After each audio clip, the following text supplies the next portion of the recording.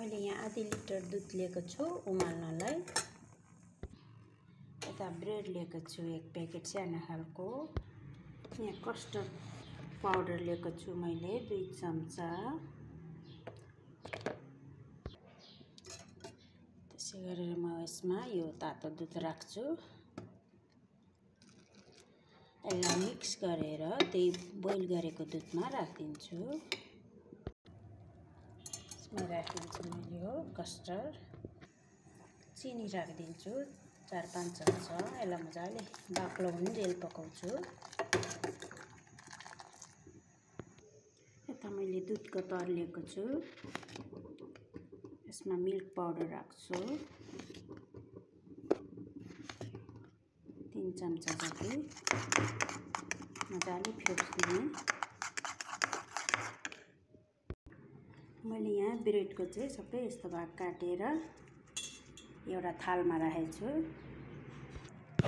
यता मेरो कस्टर्ड दुध चाहिँ अलि बाक्लो भइसक्यो।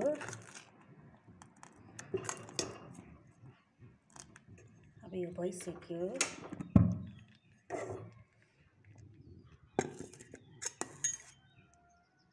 यसको माथिबाट मजाले यसरी राखिदिन्छु। मैले सबै कस्टर्ड राखिसकेँ यसरी।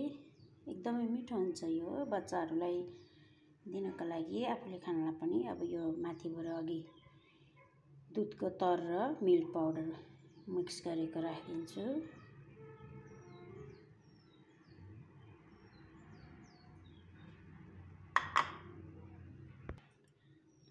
अब आधी घण्टा म यसलाई फ्रिजमा राखिदिन्छु।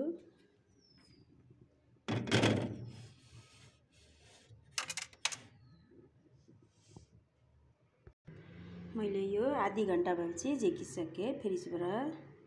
अब हेर्नु यसरी एकदमै मिठो हुन्छ। एकदमै मिठो हुन्छ यो।